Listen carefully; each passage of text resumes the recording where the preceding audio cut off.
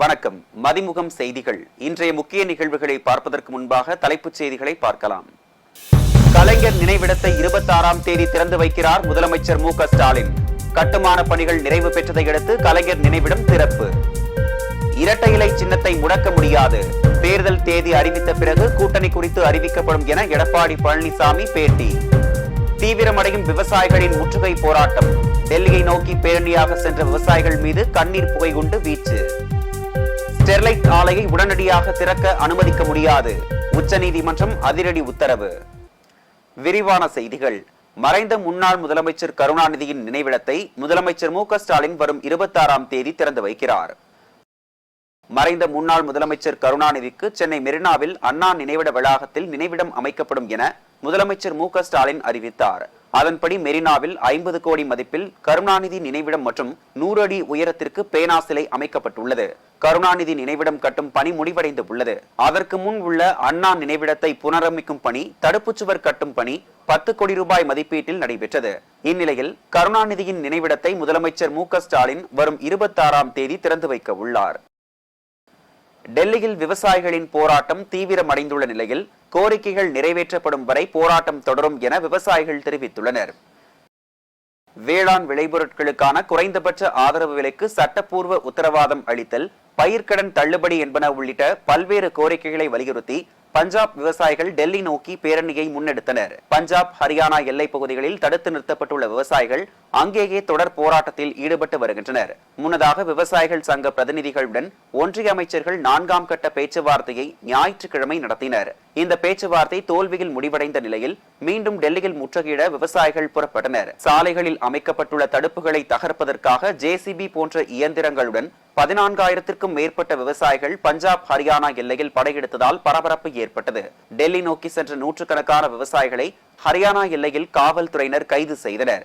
இந்நிலையில் விவசாயிகளை 5ஆம் கட்ட பேச்சுவார்த்தைக்கு ஒன்றிய வேளாண் துறை அமைச்சர் அர்ஜுன் முண்டா அழைப்பு விடுத்துள்ளார். இரட்டை இலை சின்னத்தை யாராலும் முடக்க முடியாது என அதிமுக பொதுச் செயலாளர் எடப்பாடி பழனிசாமி தெரிவித்துள்ளார். மதுரை விமான நிலையத்தில் செய்தியாளர்களை சந்தித்த எடப்பாடி பழனிசாமி, அதிமுக சுயமாக செயல்படவே எந்த தேசிய கட்சிகளுடனும் கூட்டணியில் இணையவில்லை என தெரிவித்தார். தேர்தல் தேதி அறிவித்த பிறகு கூட்டணி குறித்து அறிவிக்கப் போவதாக தெரிவித்த அவர், எங்களுடைய கூட்டணி மிக பிரம்மாண்டமாக வெற்றி பெறும் என கூறினார். பொறுத்திருந்து பாருங்கள், இன்னும் தேர்தல் அறிவிக்கவில்லை. தேர்தல் அறிவித்த பிறகுதான் கூட்டணி முழுமையாக, எங்களுடைய கூட்டணி மிக பிரம்மாண்டமான வெற்றி பெறும். தூத்துக்குடி ஸ்டெர்லைட் ஆலையை உடனடியாக திறக்க அனுமதிக்க முடியாது என உச்சநீதிமன்றம் அதிரடியாக உத்தரவிட்டுள்ளது. தூத்துக்குடி ஸ்டெர்லைட் ஆலையை மீண்டும் திறக்க வேண்டும் என்றும் ஆலையின் உள்ளே இருக்கும் பராமரிப்பு பணியை மேற்கொள்ள அனுமதிக்க வேண்டும் எனவும் வேதாந்தா நிறுவனத்தின் தரப்பில் உச்சநீதிமன்றத்தில் மேல்முறையீட்டு மனு தாக்கல் செய்யப்பட்டது. இந்த வழக்கு தலைமை நீதிபதிகள் அமர்வில் விசாரணைக்கு வந்தது.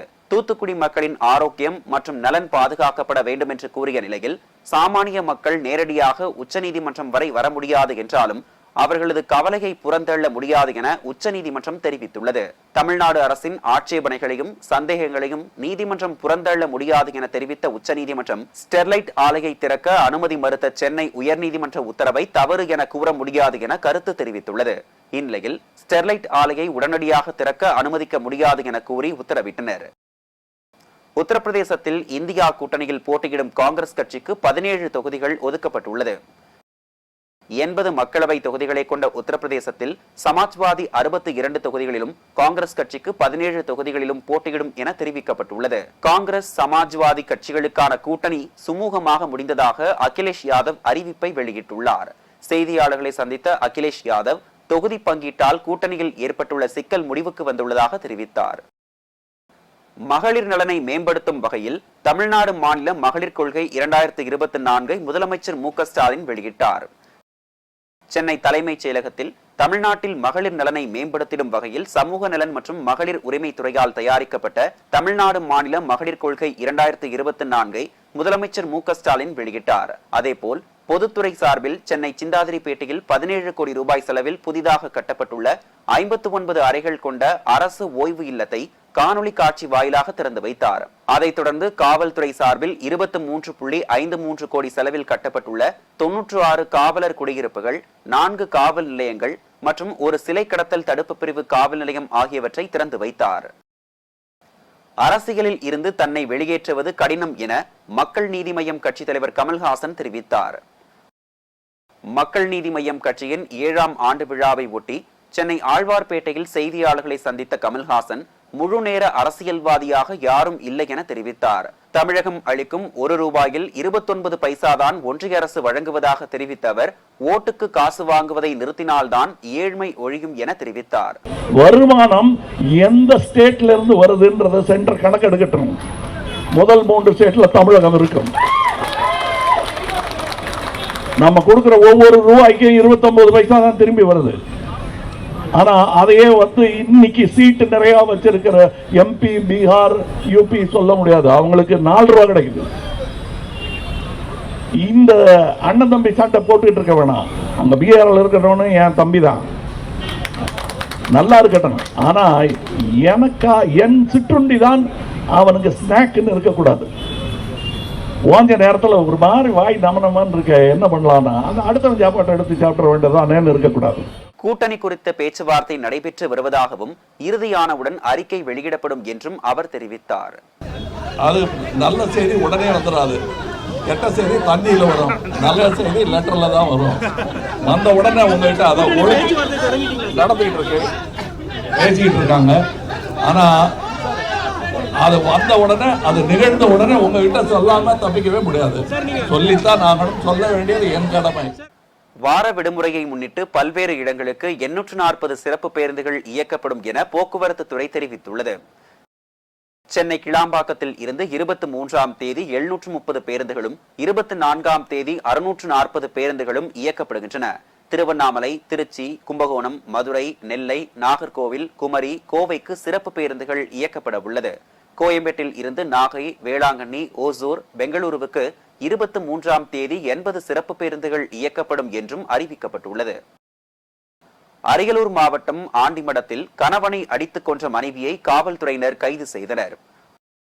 அரியலூர் மாவட்டம் ஆண்டிமடம் பகுதியைச் சேர்ந்த மாரிமுத்து என்பவர் தினமும் குடித்துவிட்டு மனைவியுடன் தகராறில் ஈடுபட்டு வந்துள்ளார். கடந்த 12ஆம் தேதியும் வழக்கம் போல் மாரிமுத்து குடித்துவிட்டு மனைவியை கட்டையால் அடித்து சித்திரவதை செய்துள்ளார். அதில் வலி தாங்க முடியாமல் தவித்த மனைவி சித்ரா அந்த கட்டையை பிடுங்கி மாரிமுத்துவை தாக்கியுள்ளார். அதில் அவரது தலையில் பலத்த காயம் ஏற்பட்டுள்ளது. பின் மாரிமுத்துவை ஜெயங்கொண்டம் அரசு மருத்துவமனைக்கு சித்ரா அழைத்துச் சென்றுள்ளார். அங்கு முதலுதவி சிகிச்சை அளிக்கப்பட்ட நிலையில் மேல் சிகிச்சைக்காக அரியலூர் மருத்துவக் கல்லூரி மருத்துவமனைக்கு கொண்டு செல்லப்பட்டார். ஆனால் சிகிச்சை பலனின்றி மாரிமுத்து உயிரிழந்துள்ளார். இதுகுறித்து வழக்கு பதிவு செய்த காவல்துறையினர் சித்ராவை கைது செய்து விசாரணை மேற்கொண்டு வருகின்றனர்.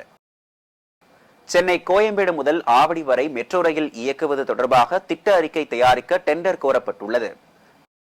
சென்னை கோயம்பேட்டில் இருந்து திருமங்கலம், முகப்பேர் வழியாக ஆவடி வரை 16.07 கிலோமீட்டர் தொலைவுக்கும், பூந்தமல்லியில் இருந்து திருமழிசை வழியாக பரந்தூர் வரை 50 கிலோமீட்டர் தொலைவுக்கு மெட்ரோ ரயில் பாதை விரிவாக்கம் செய்யும் பணி தொடங்கியுள்ளது. இதற்கான விரிவான திட்ட அறிக்கை தயாரிப்பதற்காக சென்னை மெட்ரோ ரயில் நிர்வாகம் டெண்டர் வெளியிட்டுள்ளது. இந்த டெண்டரில் போட்டியிடும் நிறுவனங்கள் வரும் 28ஆம் தேதியில் இருந்து ஏப்ரல் 1ஆம் தேதிக்குள் ஆவணங்களை சமர்ப்பிக்க வேண்டும் என தெரிவிக்கப்பட்டுள்ளது. பல்வேறு மாவட்டங்களில் நடைபெற்ற நிகழ்வுகளை களத்தில் மதிமுகம் பகுதியில் தற்போது பார்க்கலாம்.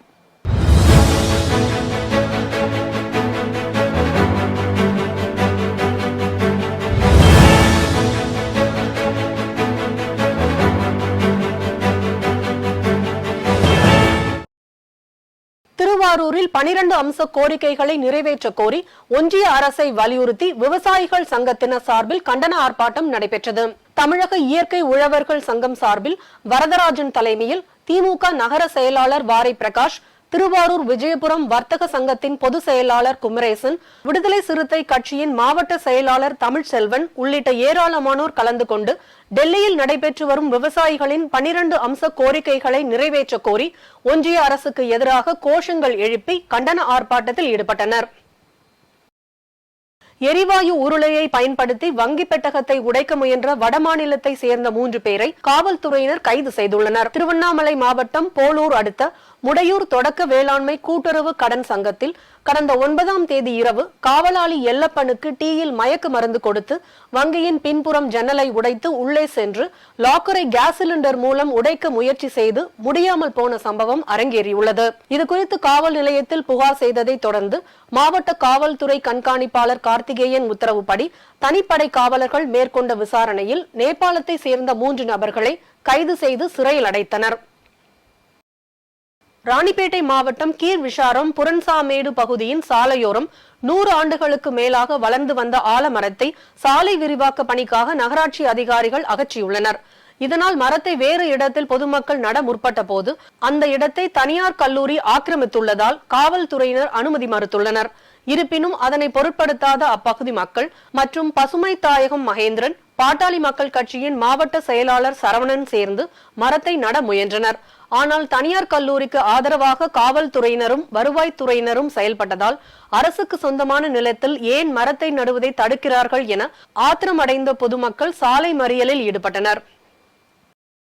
அரியலூர் மாவட்டத்தில் சிறுமிக்கு பாலியல் தொல்லை அளித்த வாலிபரை காவல்துறையினர் போக்சோ சட்டத்தின் கீழ் கைது செய்தனர். அரியலூர் மாவட்டம் ஜெயங்கொண்டம் அருகே நாயகனை பிரியாள் பகுதியை சேர்ந்தவர் சக்திவேல். இவர்களின் குடும்பத்திற்கும் அதே பகுதியை சேர்ந்த சிறுமியின் குடும்பத்திற்கும் இடையே இருந்த முன் விரோதம் காரணமாக சக்திவேல் அந்த சிறுமி பள்ளிக்கு சென்று வரும் போதெல்லாம் பாலியல் தொல்லை கொடுத்துள்ளார். இதுகுறித்து அளித்த புகாரின் பேரில் காவல்துறையினர் சக்திவேலை போக்சோ சட்டத்தின் கீழ் கைது செய்து விசாரணை மேற்கொண்டு வருகின்றனர்.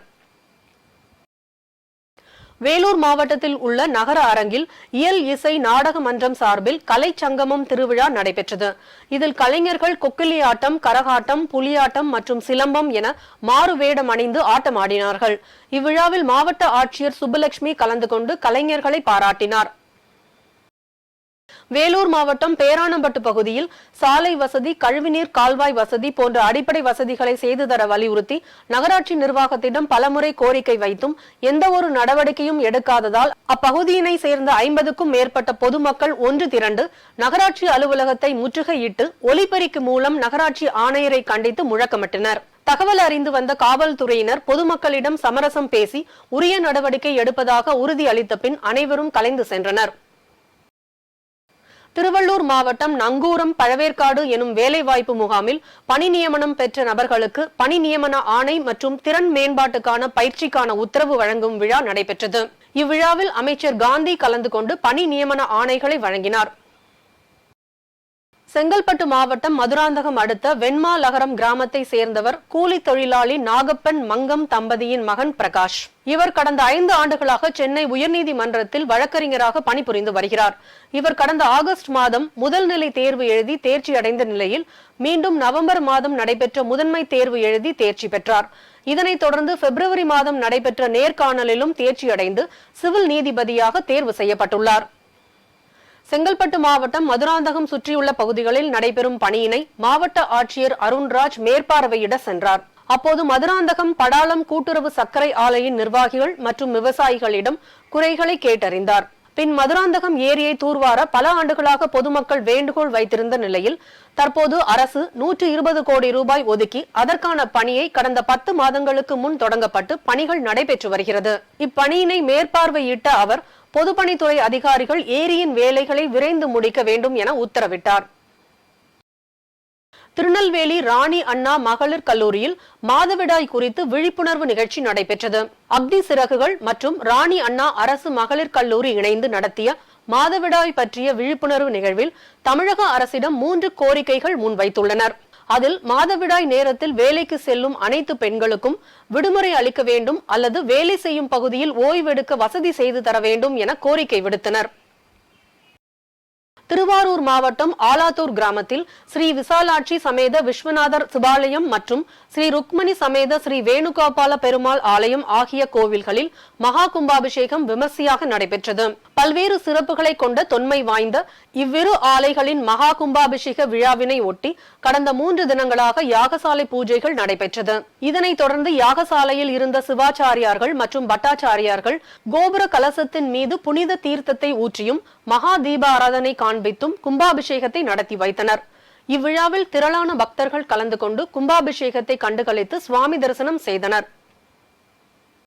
இஸ்ரேல் ஹமாஸ் போர் தொடங்கியதில் இருந்து 29,000க்கும் மேற்பட்ட பாலஸ்தீனியர்கள் உயிரிழந்துள்ளதாக காசா சுகாதாரத்துறை அமைச்சகம் தெரிவித்துள்ளது. இஸ்ரேல் ஹமாஸ் இடையேயான போர் கடந்த ஆண்டு அக்டோபர் மாதம் 7ஆம் தேதி தொடங்கி நடைபெற்று வருகிறது. இந்நிலையில் முழு வெற்றியடையும் வரை தாக்குதல் தொடரும் என்று இஸ்ரேல் பிரதமர் நெதன்யாகு தெரிவித்துள்ளார். இதன் காரணமாக இஸ்ரேல் ராணுவம் விரைவில் எகிப்து எல்லையில் உள்ள தெற்கு நகரமான ரபாவிற்குள் நுழையும் என்ற அச்சம் எழுந்துள்ளது. இந்நிலையில் காசாவில் ஹமாஸ் அரசில் இடம்பெற்றுள்ள சுகாதாரத்துறை அமைச்சகம் வெளியிட்டுள்ள அறிக்கையில் இஸ்ரேல் ஹமாஸ் இடையே போர் தொடங்கியதில் இருந்து இதுவரை 29,092 பாலஸ்தீனியர்கள் கொல்லப்பட்டுள்ளனர். மேலும் 69 பேர் காயமடைந்துள்ளனர் என்று குறிப்பிடப்பட்டுள்ளது. மீண்டும் தலைப்புச் செய்திகள். கலைஞர் நினைவிடத்தை 26ஆம் தேதி திறந்து வைக்கிறார் முதலமைச்சர் மு.க.ஸ்டாலின். கட்டுமான பணிகள் நிறைவு பெற்றதை அடுத்து கலைஞர் நினைவிடம் திறப்பு. இரட்டை இலை சின்னத்தை முடக்க முடியாது, தேர்தல் தேதி அறிவித்த பிறகு கூட்டணி குறித்து அறிவிக்கப்படும் என எடப்பாடி பழனிசாமி பேட்டி. தீவிரமடையும் விவசாயிகளின் முற்றுகை போராட்டம். டெல்லியை நோக்கி பேரணியாக சென்ற விவசாயிகள் மீது கண்ணீர் புகை குண்டு வீச்சு. ஸ்டெர்லைட் ஆலையை உடனடியாக திறக்க அனுமதிக்க முடியாது, உச்சநீதிமன்றம் அதிரடி உத்தரவு. இத்துடன் செய்திகள் நிறைவடைந்தன.